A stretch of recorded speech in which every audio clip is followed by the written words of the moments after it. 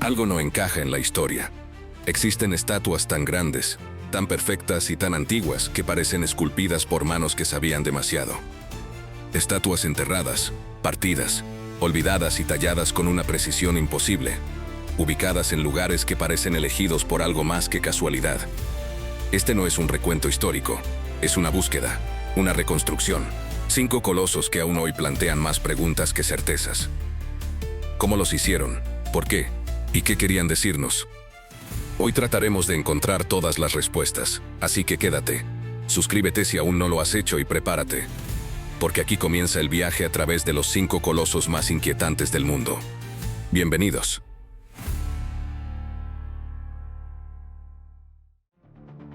Empezamos este viaje en una región de Bretaña, al noroeste de Francia. Aquí yace una piedra rota que pocos turistas conocen, pero que intriga a quienes la estudian. Es un fragmento de lo que alguna vez fue el monumento de piedra erguido, más grande jamás tallado por manos humanas.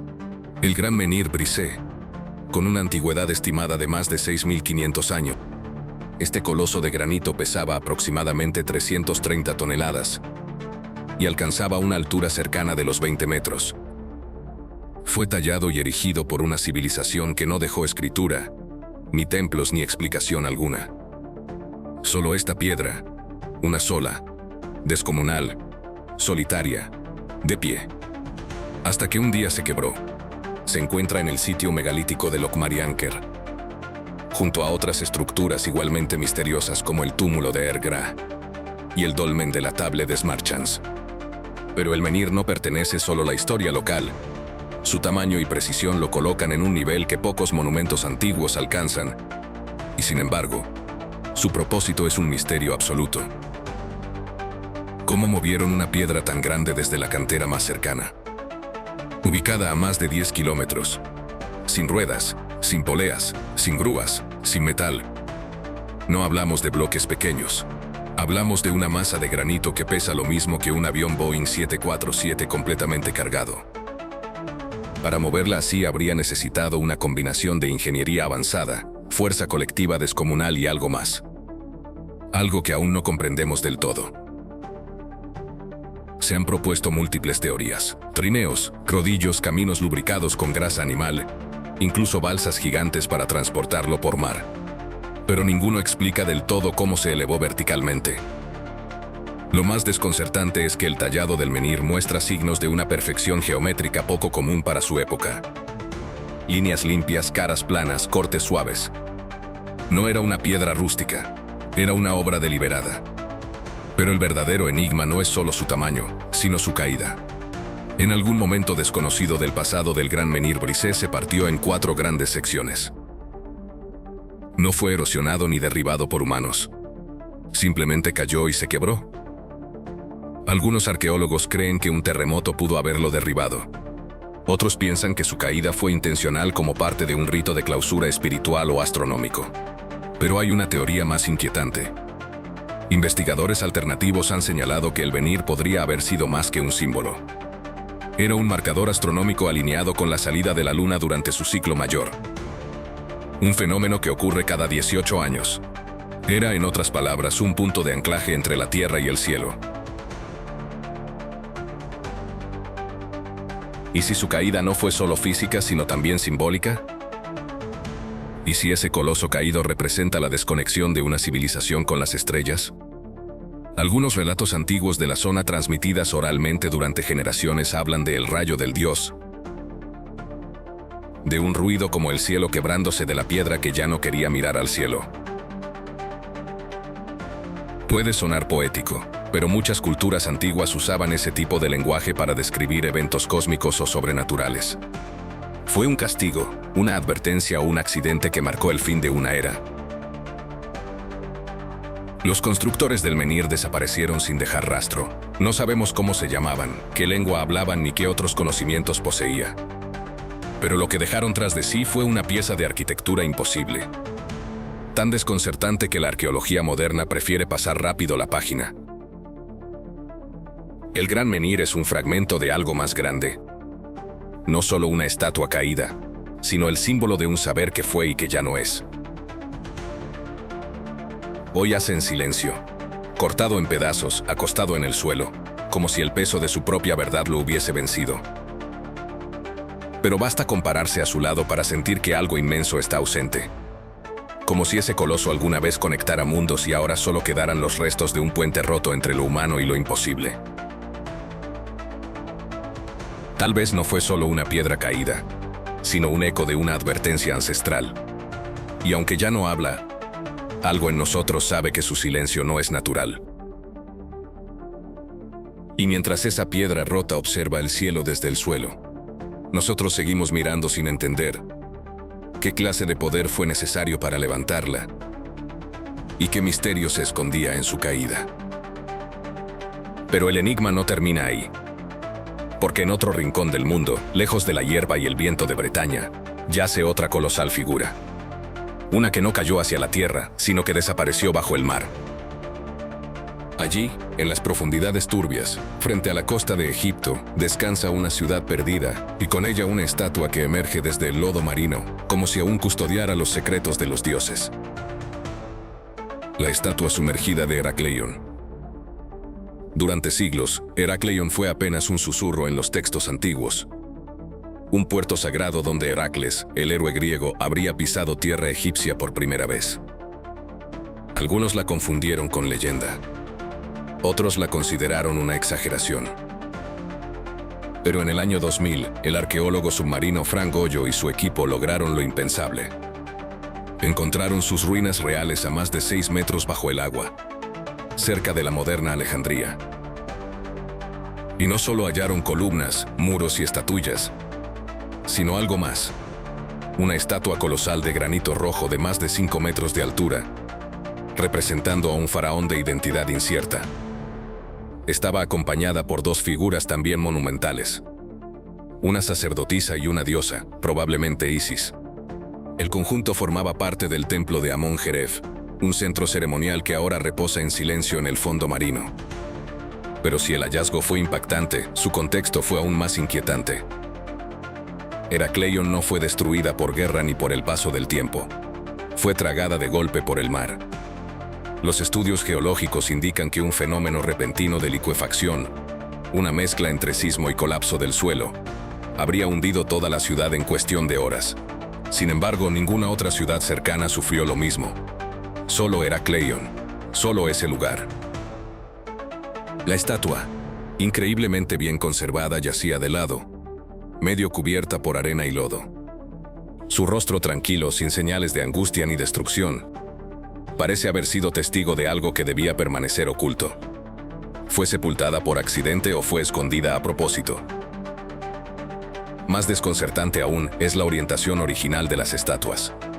Según los arqueólogos, estaban alineados con precisión astronómica, con el curso del Nilo, con el sol naciente, y según algunos cálculos alternativos, con ciertas estrellas visibles, solo en fechas claves del calendario sagrado egipcio.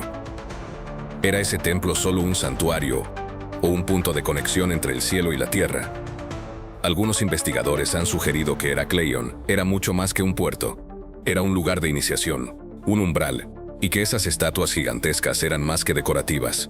Eran guardianas, señales, marcadores entre mundos. ¿Y si no se hundieron? ¿Y si simplemente se retiraron del mundo visible? Una teoría más inquietante apunta que el rostro del faraón colosal no representa a un humano común. Sus proporciones son más elevadas que las habituales, y su expresión, lejos de ser rígida, transmite una calma inhumana. Algunos piensan que representa a un dios, otros a un ser venido de las aguas. Sea lo que sea, su presencia bajo el mar es un recordatorio de algo que no hemos terminado de entender. Los buzos que la encontraron reportaron una sensación extraña, silencio absoluto, una calma densa, como si hubiera cruzado un umbral invisible. La idea de que esa estatua aún espera algo, o alguien, no suena tan descabellada cuando uno la mira fijamente a los ojos. Allí abajo, el tiempo no pasa. Allí abajo las preguntas flotan, sin respuesta. ¿Pero acaso fue Heracleion una Atlántida egipcia? ¿Fue castigada o fue protegida? La estatua sumergida del faraón no es solo un vestigio arqueológico, es un símbolo de algo que fue retirado del mundo de los hombres. Como si quienes lo erigieron supieran que llegaría un tiempo en el que el cielo ya no hablaría con la tierra. Un tiempo como este.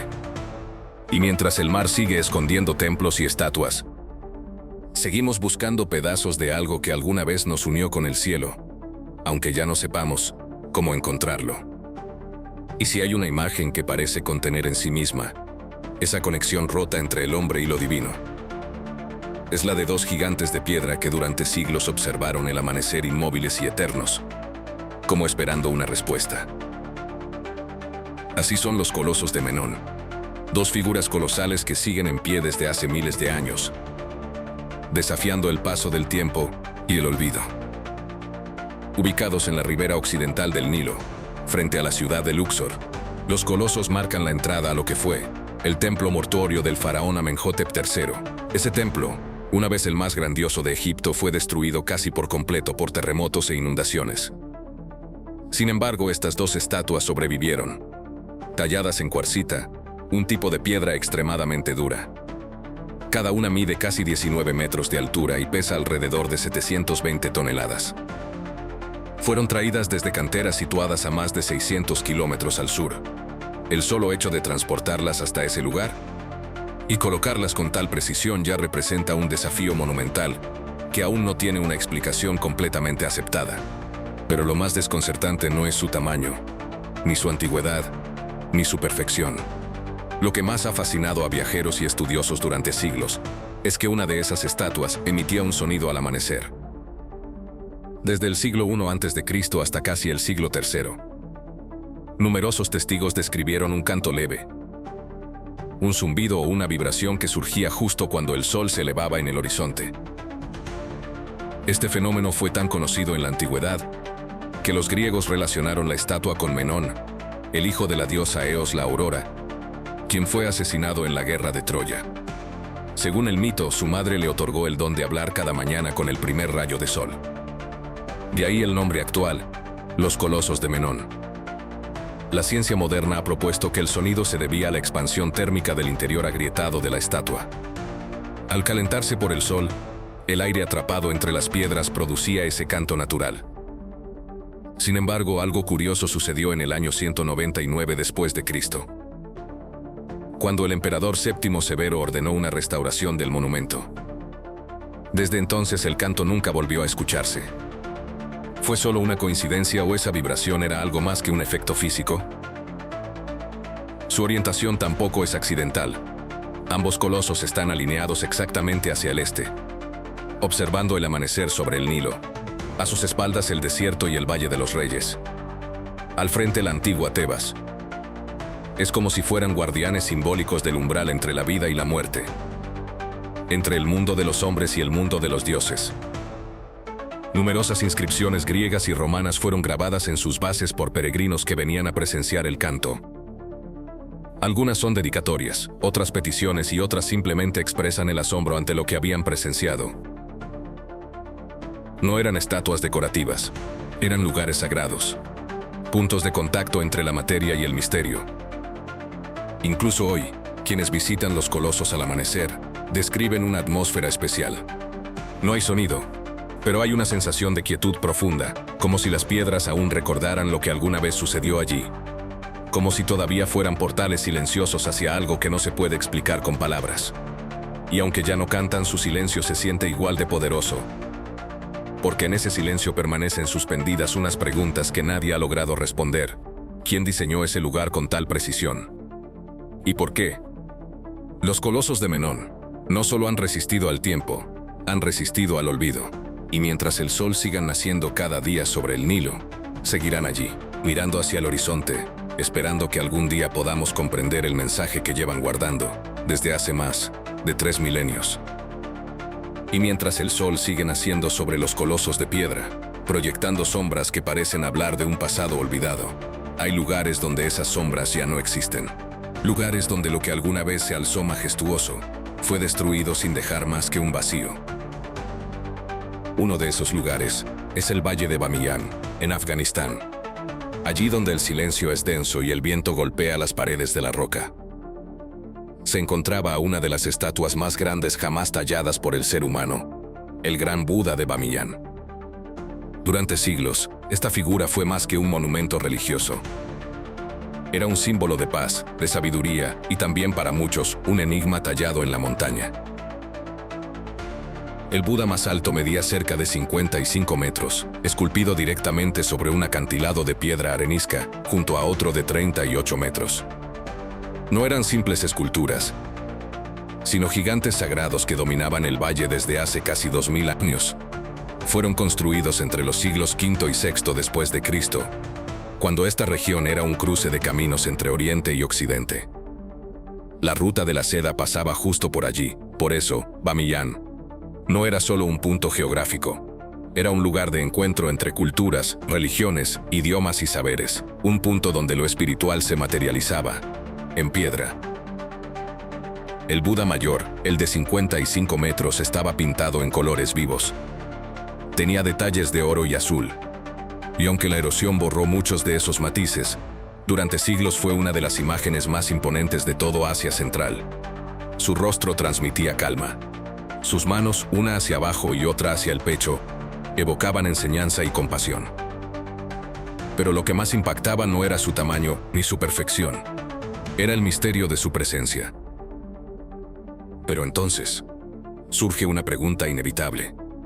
¿Por qué construir una figura tan colosal en un valle remoto esculpida en roca viva, cuando la mayoría de los templos se hacían en madera o ladrillo? ¿Quién tuvo la idea, los recursos y la visión para comenzar un proyecto de esa magnitud? Y sobre todo, ¿para qué? Algunos estudiosos sugieren que los Budas eran parte de un complejo más grande, que debajo y alrededor del acantilado existían decenas de cuevas con frescos altares y habitaciones de meditación. Y es cierto, esas cuevas aún existen, muchas con pinturas murales de más de 1500 años, algunas de ellas hechas con pigmentos que contienen componentes sintéticos que no deberían haber existido en la época. Pero lo más inquietante del Buda de Bamiyan no es su origen, sino su final. En marzo del año 2001, el régimen talibán ordenó su destrucción, a pesar de las protestas de la comunidad internacional, a pesar de su valor histórico, espiritual y artístico. Los Budas fueron demolidos con explosivos. Tardaron semanas en derribarlos.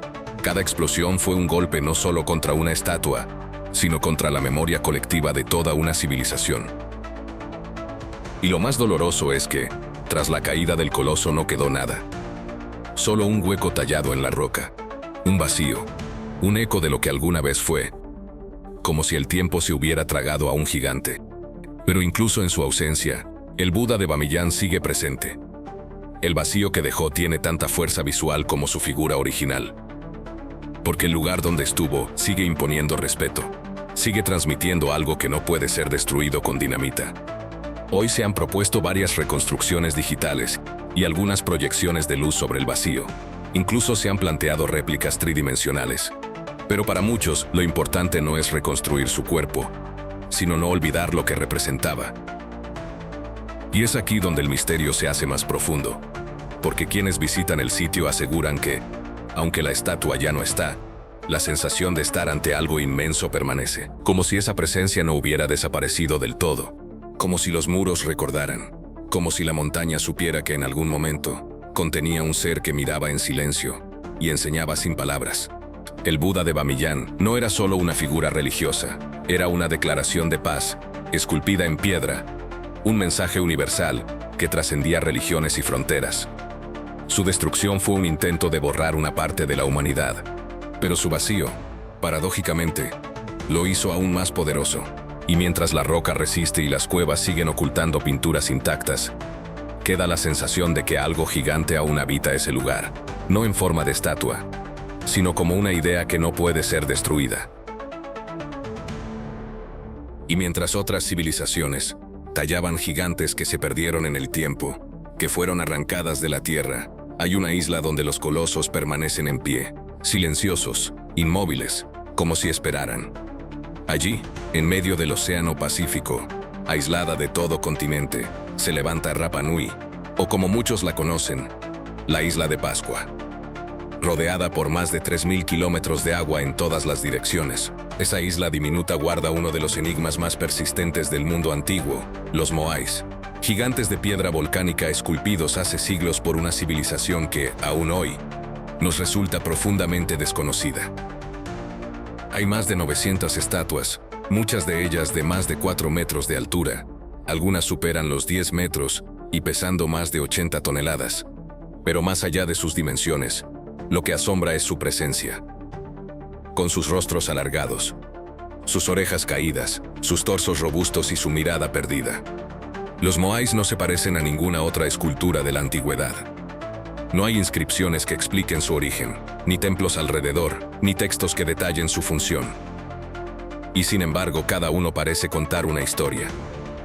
Una historia que nadie ha logrado descifrar por completo. Durante mucho tiempo se pensó que las estatuas estaban dispersas al azar por la isla. Pero con el tiempo, se descubrió que la mayoría miraba hacia el interior de la isla, no hacia el mar, como muchos imaginaban. Estaban alineadas estratégicamente, casi como si observaran algo, como si protegieran al pueblo que las creó, o a sus secretos. Una de las mayores preguntas ha sido, ¿cómo movieron esas moles de piedra por terrenos irregulares, sin grúas, sin poleas, sin ruedas? Algunos arqueólogos sugieren que usaron trineos y cuerdas, otros que las caminaban balanceándolas con ritmo controlado.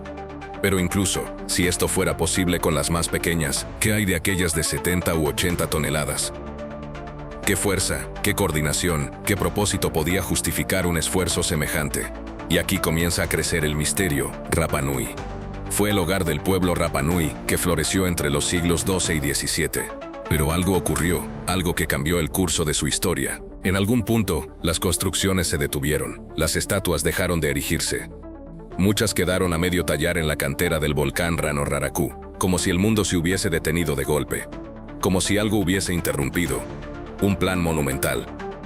A esto se suma otro detalle inquietante: los cuerpos enterrados. Durante mucho tiempo se creyó que los Moais eran solo cabezas. Pero excavaciones recientes revelaron que muchas estatuas tienen cuerpos completos, enterrado bajo siglos de sedimentos, algunos con inscripciones misteriosas, símbolos tallados en la espalda, túneles secretos bajo sus bases. Pero, ¿por qué ocultarlos? ¿Por qué enterrar deliberadamente parte de su figura? ¿Era una práctica ritual o una medida de protección? ¿Qué contenían esos símbolos? Nadie lo sabe con certeza. Las teorías abundan, pero las respuestas se escapan. Y mientras los arqueólogos estudian los restos de una sociedad que colapsó antes de la llegada de los europeos, algunos investigadores alternativos proponen ideas más arriesgadas. ¿Y si los Moais eran antenas simbólicas, conductos de energía o conocimiento? ¿Y si formaban parte de un lenguaje visual olvidado, un mapa espiritual de algo que perdimos como especie? Lo cierto es que, hasta el día de hoy, los Moais siguen en su sitio, con la misma expresión hierática, como si vigilaran, como si fueran parte de una historia mucho más grande que nosotros. Y lo más desconcertante no es su tamaño, ni su número, ni siquiera su aparente inutilidad práctica. Lo más desconcertante es esa sensación de presencia. Porque quien se para frente a un Moai, incluso en silencio, siente algo. Algo que no puede medir con instrumentos ni explicar con informes. Algo que se parece al respeto y al desconcierto. Esos rostros de piedra parecen guardar algo más que forma. Como si estuvieran ahí, no solo para ser vistos, sino para recordarnos que las estatuas en otro tiempo fueron algo más que adornos. Fueron símbolos de algo que todavía no entendemos del todo. Y si eso te parece desconcertante, existen artefactos tan extraños, tan fuera de lugar de la historia, que prefirió dejarlos en silencio. Nosotros los sacamos a la luz y los exponemos tal y como se presentan. Nos vemos ahí dentro.